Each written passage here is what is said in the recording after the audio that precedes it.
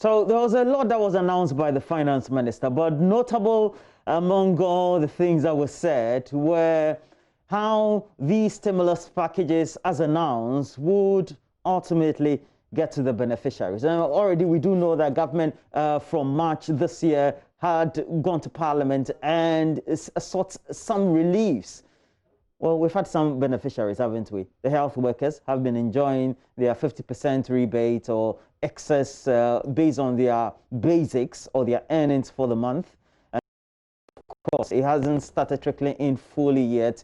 They have met generally with the Ghana Health Service, their unionized associations, and then categorize themselves as to who will be determined to be a frontline worker and who is expected to benefit. For us, electricity and water, the rebates also have been on. It is the extension that has overwhelmingly been received. We also do know that the CST, that's a communication service tax, initially at the last count, when the budget was announced in November, increased from 6 to 9%. And now it's been reduced to 5%. Also great relief as well. And the explanation is because we are using a lot more of data or internet services and telephony services. That would mean that more burden as far as payment of bills related to telecom, its usage, the derivatives, the service line will definitely be affecting ordinary individuals. But we need to speak broadly about what has been announced, how the key academics in our country also will tease out the issues and what they make of the content based on what the Finance Minister, Ken Ofori-Atta, said in Parliament. Well, now let's bring you an insight, but when we come back, we'll also tell you what our main discussants are. Dr. Patrick, assuming is with the University of Ghana Business School. He's an economist. Good morning to you. Good morning. Good morning to our viewers, and yeah, thanks for having me. Yeah, well, and thank you also for joining me as well. We'll also be joined by Dr. Ibu Texan, who also is an economist with the University of Ghana, the Economist Department, and also works with ISA broadly as well. So it's a conversation of the state of our economy and moving forward, how we hope to navigate the next 2 quarters of the year. Now, let's tease out some of the comments of the Finance Minister when he was addressing Parliament on Thursday. Remember also well how the previous government, after imposing the inconvenient and income-sapping doomsday on businesses for 5 years, and insensitively increased electricity prices first by 89%, then by 10%, then by 78% and 20%, and finally by 59% between 2010 and 2015 alone. It took courage, Mr. Speaker, and care for President Akufo-Addo to do what no other government have been able to do before, which is a net reduction of electricity tariffs by 11% since 2017. Such is a higher level of care today, that today, nearly 4 years in office, electricity prices for Ghanaians, households and businesses all included, remain cheap both nominal and real terms than what they were before 2017. Mr. Speaker, the reason is simple. It is because we put the concerns and aspirations of the ordinary Ghanaian first. That is also why we further reduce electricity prices by half and completely provide portable water for free for everybody since March this year. And we will extend it for another 3 months. To break it down, Mr. Speaker, it takes a caring government of the people, and with that, I mean a government of all the people, to offer cost-free water to all across the country, representing all domestic and commercial customers in Ghana for 3 months. Mr. Speaker, it takes a caring government to be for the people and for business, large and small, to choose to subsidize electricity consumption by 50% to 4 million households and nearly 700,000 businesses at a cost of $1 billion in 3 months, and we will extend the coverage for Lifeline customers for another 3 months. The virus has laid bare our vulnerabilities as a world, as nations, as households, and as individuals.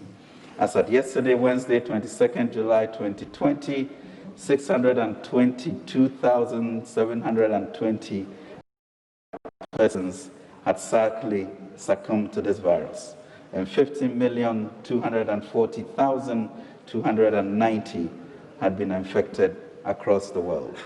Mr. Speaker, even before we fully grasp the impact of the COVID-19 outbreak, our immediate concerns were on protecting lives and preserving livelihoods of our people.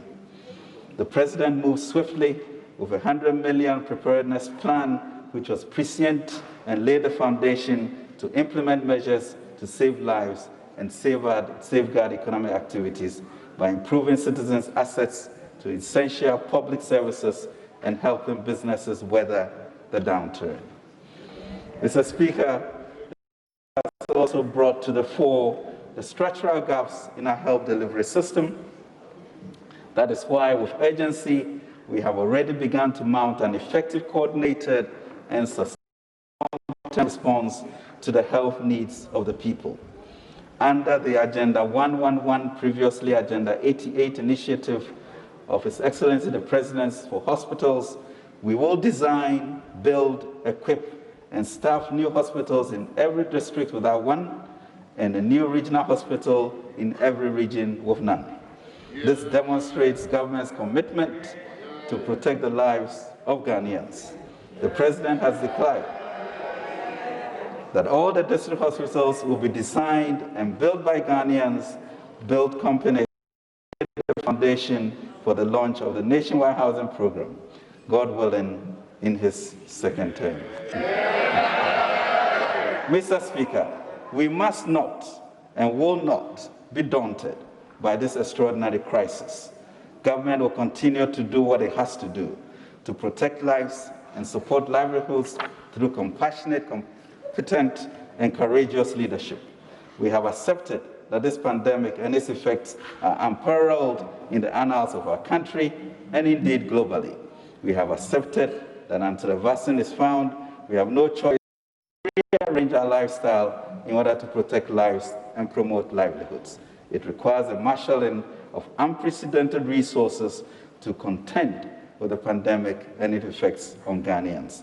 And Mr. Speaker, this government is up to this task. Mr. Speaker, the predicted long-lasting effect of this pandemic amid systemic shifts and uncertainties suggests 2020 and beyond will be very challenging. Ghana will therefore need the continuity of courageous, compassionate, and competent government with a well-crafted program to protect the lives of Ghanaians, safeguard jobs, and support to sustain operations during this period, and especially in the 4 years ahead. We have proven over and over again that we are better managers of the economy. Together, once again, we will optimize the opportunities presented by this pandemic and build a sustainable future for Ghanaians. In the now famous words of President Akufo-Addo, we know how to bring the economy back to life. Mr. Speaker, I'm presenting updates and progress in implementing the 2020 budget and highlighting the significant impact of the COVID-19 pandemic. I also outlined today the resolute steps being taken to get our economy back on track. In his May address to the nation, the President charged the Minister of Finance to design Ghana's recovery program. Mr. Speaker, we wish to take this opportunity to announce to the people of Ghana that the President and his team have done a lot of thinking since March. We have brainstormed over the crisis with a view of using the challenges it presents rather as an opportunity to transform Ghana, and for all Ghanaians. And joining us, as we already indicated, Dr. Patrick Esuming, economist with the University of Ghana Business School, and then Dr. Ebu Texan also joining us as well. All of you, good morning. Dr. Texan, good morning to you. Good morning, Raymond, and good morning to your viewers. Well, great. And I've already said that to, and all the appellations to Dr. Sumin already. But if in one sentence you have to describe what the finance minister said yesterday by way of that address, Dr. Texan, what would it be? You first, yes. Yes, thank you. Good morning once again to your viewers.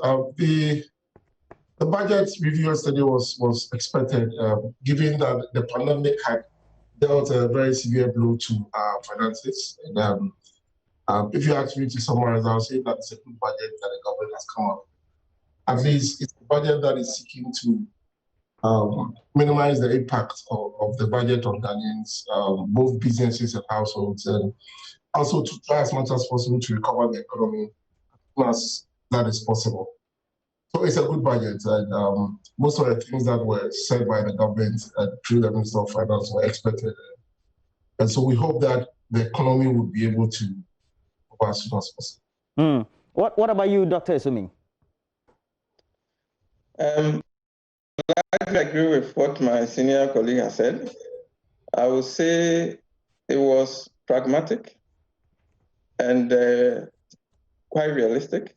Given the circumstances of the time, we need to tackle the economy head-on after the devastation that has been caused by the pandemic. So I would say it was pragmatic.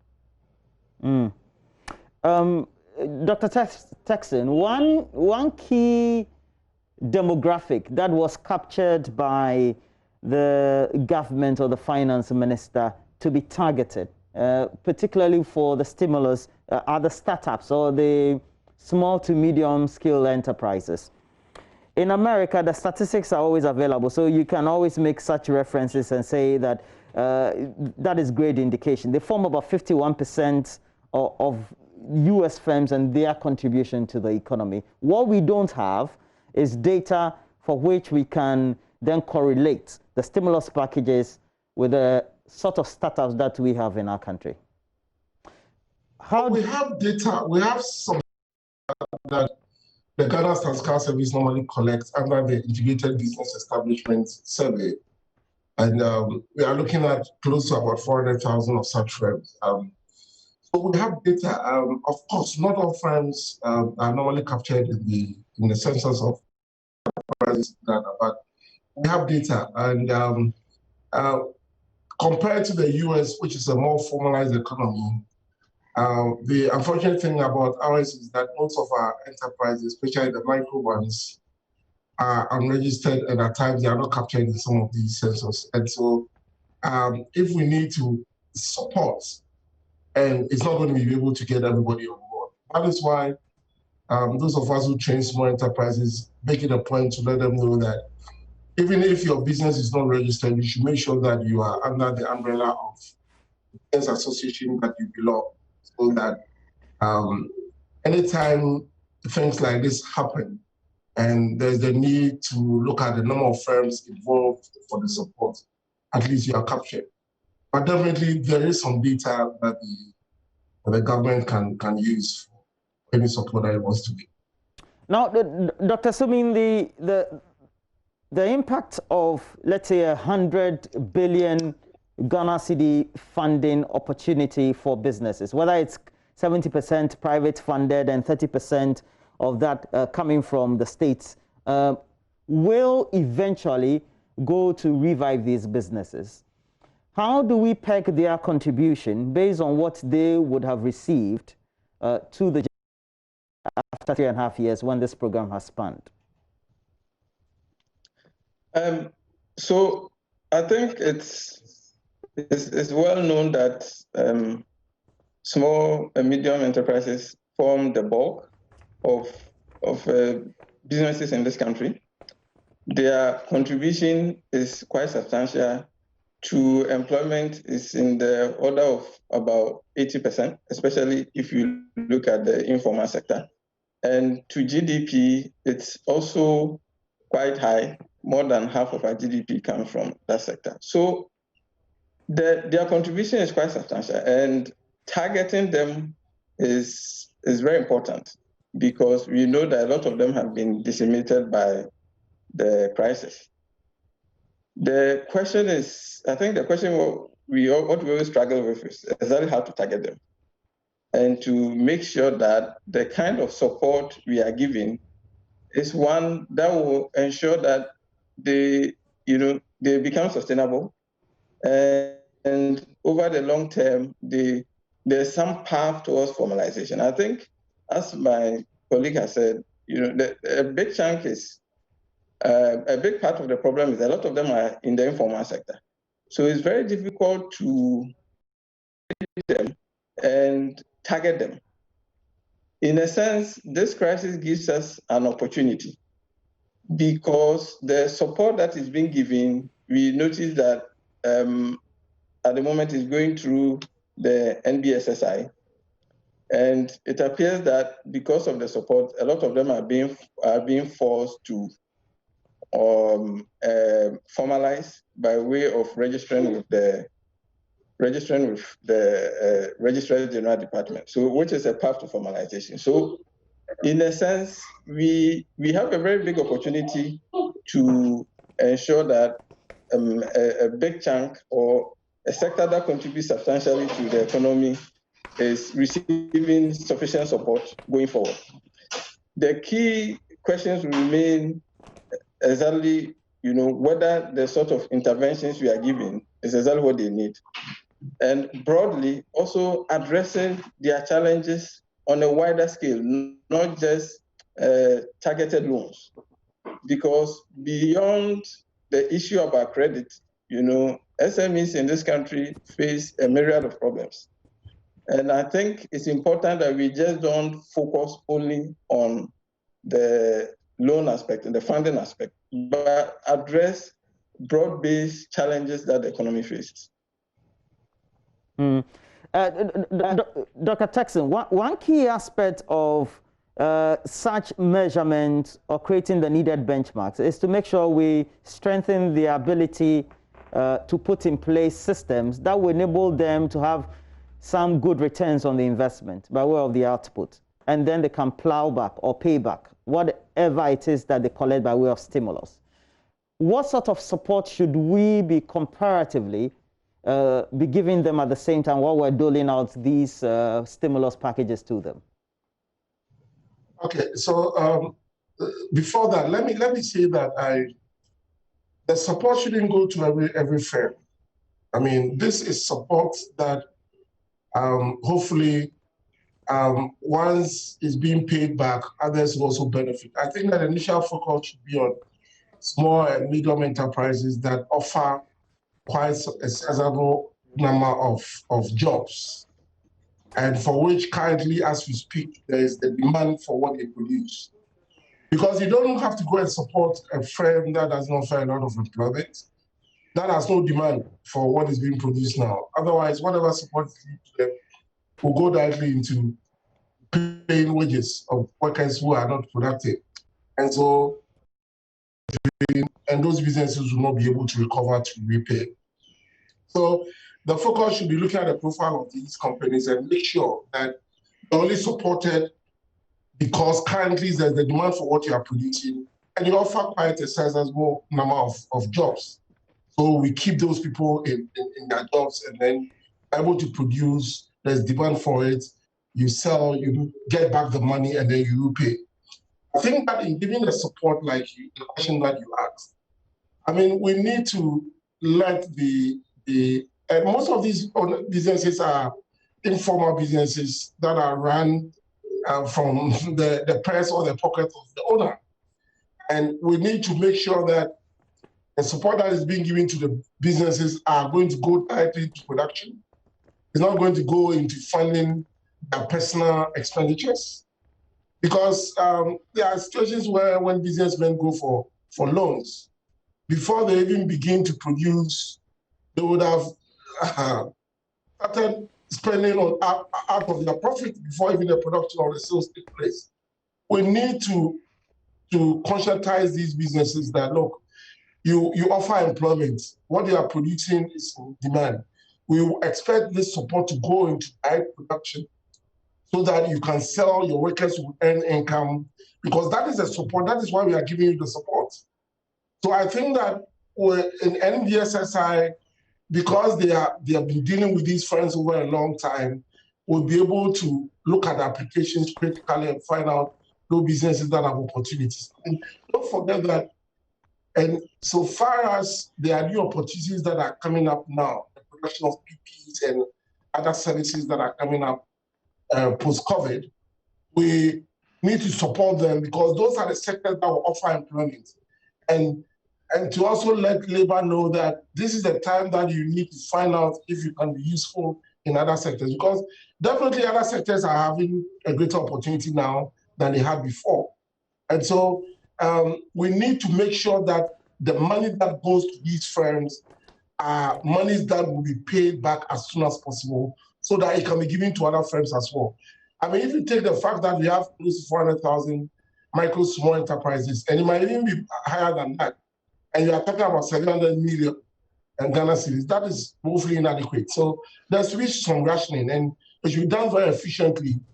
And businesses that normally pay taxes should be the focus, because after all, this support is coming from government purse, and government purse is funded by taxes. So, I mean, if you've not been paying tax formally, I'm not too sure the focus should be on you now. Let us give back to those who pay taxes, those who offer employment are more formalized in the informal sector. I think that will help out. Otherwise, the money will go down the drain, and the business will not be able to pay back. Yeah, and Dr. Sumi, I asked this question because during the first half of this whole package and incentive to give to businesses, we now needed to collect data from hairdressers and then even barbers, etc. And indeed, I have friends and people who have been given are on the way of receiving some dole out, so to speak. If there's 100 billion, ultimately, the mindset is that I should be benefiting. Well, I think, just to reiterate the point that my senior colleague has made, it's if you spread the 100 billion across all the firms, it's simply not going to be enough. And it shouldn't be that this is free money that is available and that people will simply get, and they won't be paying back. We've had the challenge of having previous similar government funds that have been set up, because it's administered, or because people see it as government funds. When they receive it, either there's not sufficient attempt to recover, or they are simply not willing to pay back and nothing really happens. So it's important that it's well targeted.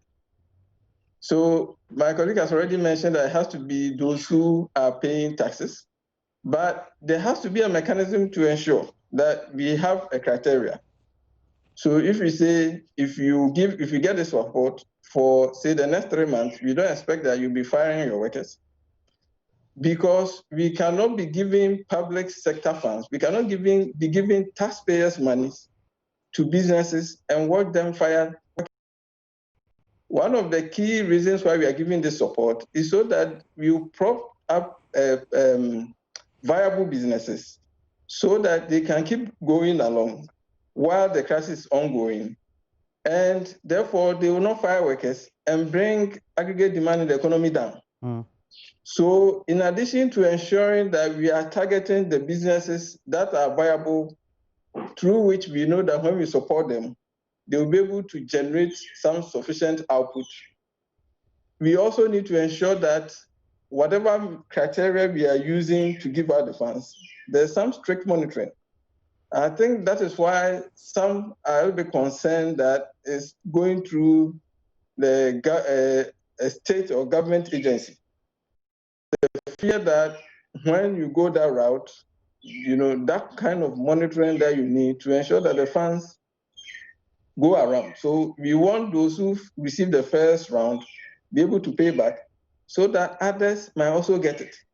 So announcing the fund is good, the practical matter about exactly how we are going to ensure that it's getting to the right businesses and that they are paying back, I think that's where the challenge will be.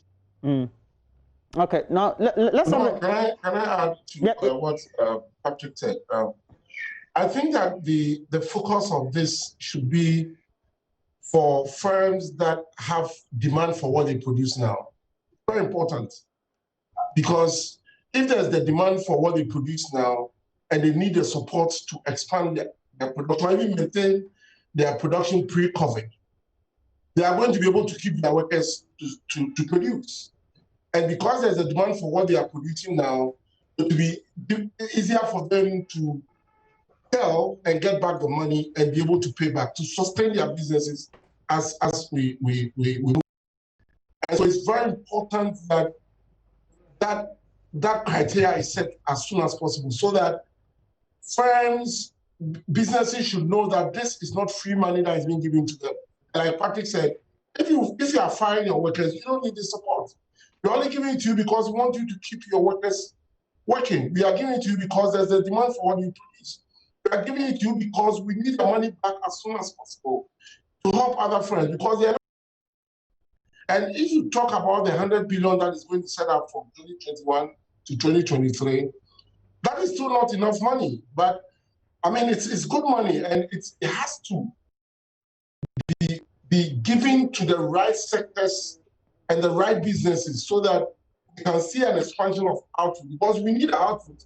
Don't forget that small, medium enterprises contribute close to about 80% of our GDP. And therefore, if we get them producing, we can recover our economy as soon as possible. And in these times that trade has dropped, we need these small enterprises, businesses to produce so that it can support demand, consumption, because these days imports are not coming in. We need to produce to substitute those imports. And so it's quite critical that whichever institution is going to be doling out this investment support package to do it very well. And I will stress that it should be given to businesses that have accounts at the banks, because the banks are very good at monitoring support to small enterprises, so that they can be able to tell that this is a company that has a banking history. This is a company that has been making deposits over the years, and therefore it's a company that is worth supporting. We shouldn't just be doling out the money. Otherwise, I'm sorry, to one of those interventions that the money's never come back, and taxpayers' money goes down the drain. And because we've had many of such funding opportunities or schemes that just seem to always needed to be recapitalized over time, because we've had some bad debts or bad loans given out ultimately. Now, there's an aspect of the packages that the ordinary Ghanaian seems to be enjoying, and that greatly is the energy sector, because we have rebates of 50% for consumers. Now, we're even told that those who are under the cap of a kilowatt of 50 every month, their lifeline categories will be enjoying this. But we also do know on the other side, we have a 2.2 billion Ghana cedi or dollar energy sector debt. And we know there's a commitment for government to be able to pay these utility companies directly. We offset these. How do we synchronize this, knowing that there's a debt that is ahead, but we're enjoying some relief today? And when we get there, we need to make sure that when we're supposed to pay, we have what it is that we have to give to Caesar. Let me start with you, Dr. Texan, on this. Yes, Raymond. The government already supports the lifeline consumers of electricity with a subsidy, even before the pandemic. And in this year's budget, that was a line item in government expenditure to support lifeline with subsidy. And now they are going to have the total subsidy in terms of not paying anything. Exactly. And for other households, we are also going to enjoy water of charge. Of course, these are unplanned expenditures on government, and it's part of the reason why government expenditure has increased, and we are asking for support to try to meet those expenditures. yes, the energy sector is ridden with debts that we are trying to pay out. And in every year's budget, there's an amount that comes out of the energy sector levy to try to pay that debt. But in these current circumstances, we shouldn't look at our debt and get so scared. Households need support. Businesses need support. I mean, if you take the hospitality industry, especially accommodation, which is hotels, I mean, these are sectors that pay taxes. They are more formalized, they pay taxes, but they are having a sharp decline in their services, demand for their services. And therefore, they are finding it very hard to cope.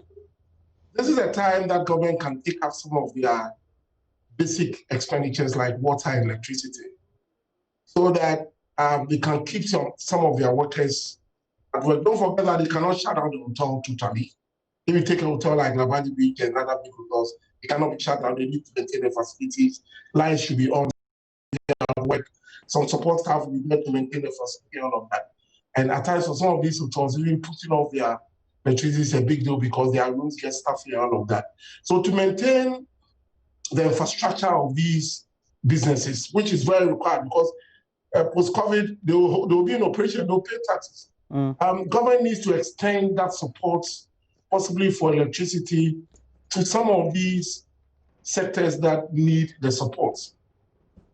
So it is not a time that we need to be too concerned about our energy sector debts, which is a legacy debt that is being paid. And it's not a fault of any government. It's the fact that over the years, we have not been able to build our energy in such a way that we will not go into the crisis that we went into the last 4 years.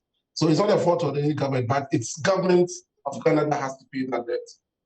But yes, in the interim, as the pandemic pans out, we need to support each other, especially for water, because water is one of the critical utilities that average households need to be able to insulate themselves from the pandemic, because you need to constantly wash your hands and all of that. And for those households that normally buy water, water is a scarce commodity. And if you are not very careful and you don't give them free water for them to be able to abide by the COVID safety protocols, you are going to have an increase in infection. So it's a good thing that the government is doing. But remember, this is not a time that we need to talk about the debt and so on and so forth.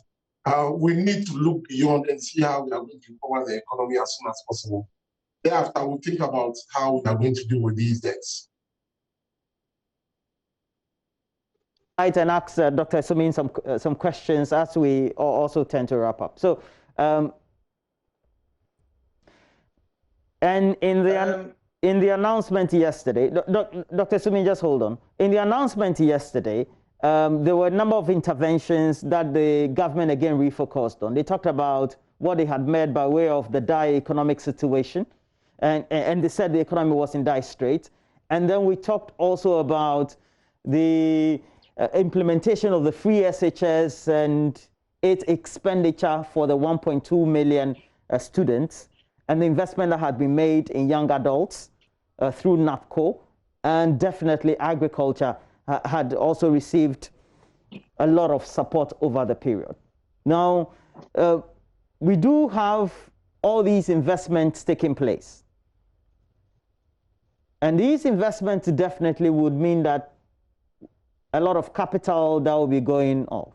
Now, the expectation is that while we don't want to talk about debt, we don't want to talk about how much we're spending within this period because we're in difficult circumstances.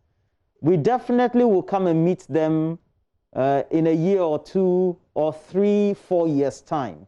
Dr. Sumin, they are on our books, whether they are public debts or they are debts that greatly relate to the GDP that we have. How do we offset them over time based on the investments that we're making in the key sectors that we have and have been announced, Dr. Sumin? Okay, so we have to worry about it, but this is not the time to start worrying about the debt. See, when you talk about debt, debt is not necessarily a bad thing. What you think about is whether whatever you are acquiring the debt for is going to generate sufficient cash flows in future to repay the debt. If a business has acquired loans and has debt, it is fine as long as what it is using the loan for is going to generate sufficient income going forward and cash flow that will allow it to service the debt so that over the long term, it becomes a bigger business. So at the moment, given the circumstances that we are in, we know there are a lot of jobs and a lot of economic activity come to a halt. So we should necessarily expect that government revenue is going to come down. And this is not the time for the government to cut its spending with the view to trying to resolve the debt. Even the countries that are usually seen as debt hawks have said that this is not the time to talk about debt or the deficit. It doesn't mean also that we should just free hand to spend and acquire debt. We have to interrogate what is being committed to and whether what we are committing to is going to generate sufficient growth in the near future to help us to offset the debt. The programs that the government had already committed to, like the free SHS that you have mentioned, it's, we can't really say because of the crisis, we are going to roll back, whatever our position is on the free SHS, whether we thought that it should have started in the first place or not. Once we have the free SHS program and the crisis hit, this is not the time for us to say we are in a crisis, therefore we are going to cut back on expenditure on free SHS. What the government should be doing, and to some extent is doing that, is to ensure that we make new commitments or we provide new interventions to support the economy in such a way that we go through this crisis and we come out of it stronger. Now, obviously, it's being communicated by the president and also the finance minister said it, that the crisis is an opportunity to restructure the economy to a more sustainable path.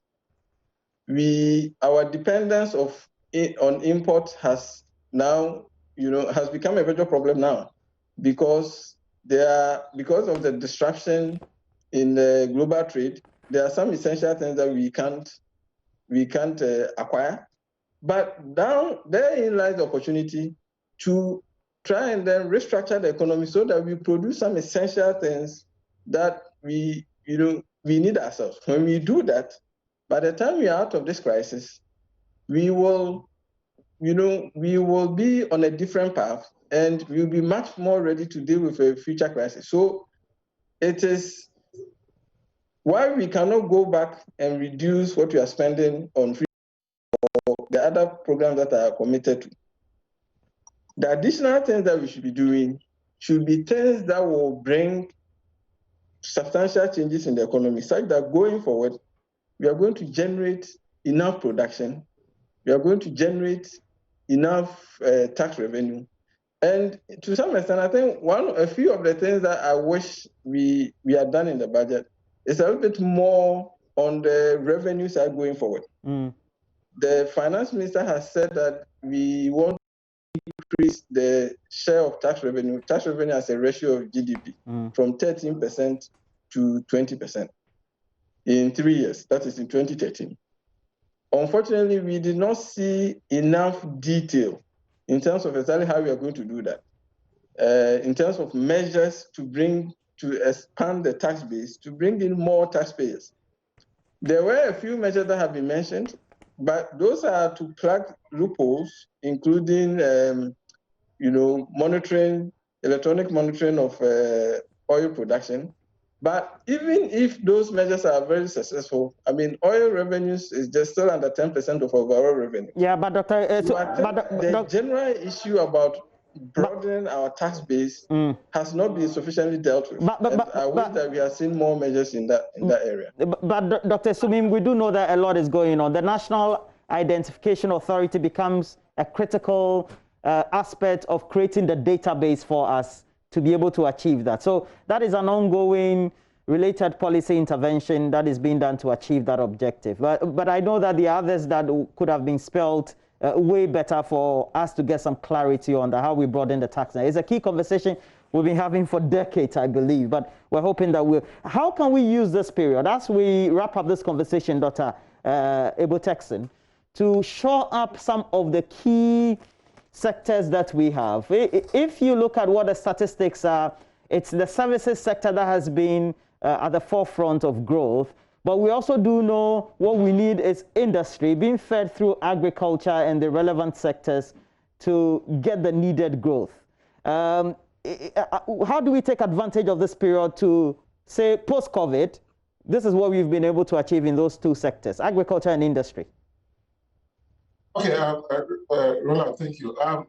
Just before that, I have a slight different perception about this FSHS thing from what my colleague said.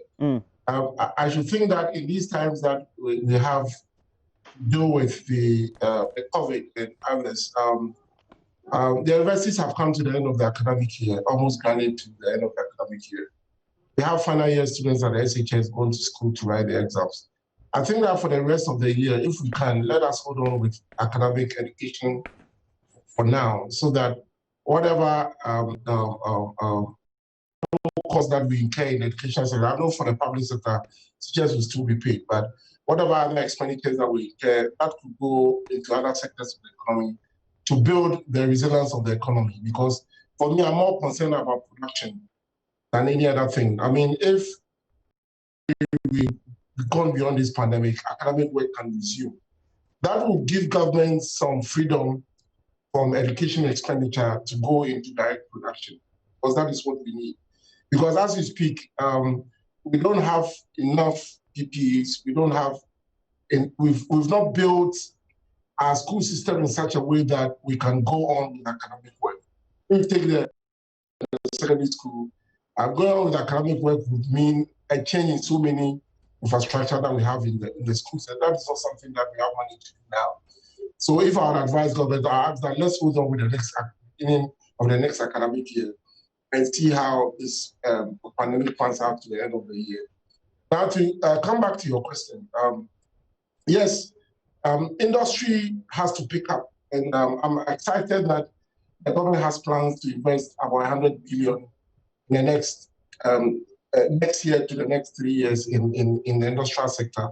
What is important that we need to do is that we need to begin to look at producing for domestic consumption, because as we speak, there's no doubt that the pandemic will alter the value chain in terms of production.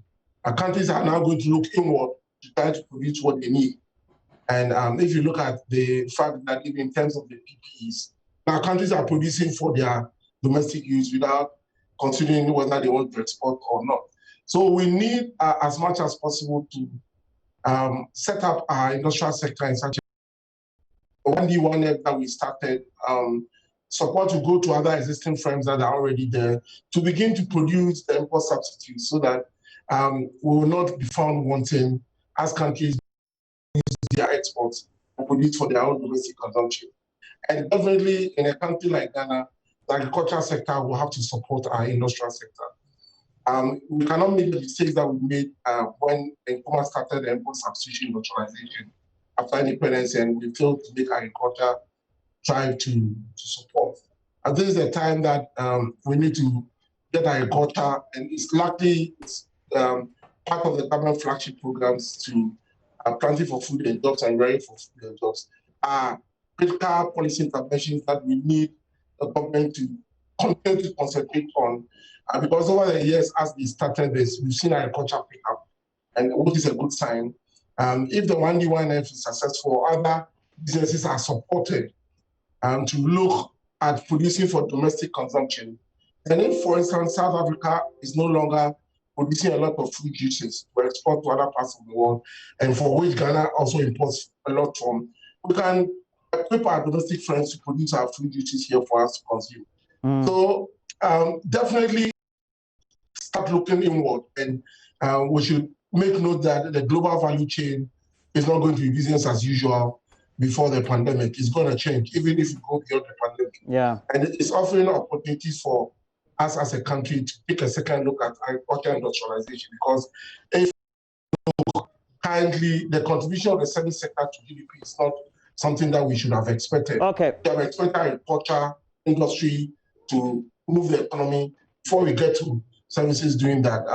At this stage of our development, services should not be the main contributor to GDP. It should be agri industry before services. So it's a good time for us to really look at our development path and how we are going to get there. And we should at times see the COVID as a blessing in disguise, because it's going to let us rethink about a lot of things and change our productive base to get our economy to be on the right track to whatever development objectives that we have. So quite clearly, definitely, that 100 billion support is needed. I only hope that the 70 billion that is expected from the private sector will come up, and for us to support businesses that are local and businesses that are going to produce for our domestic consumption. Yeah. And also to get agriculture to do very well.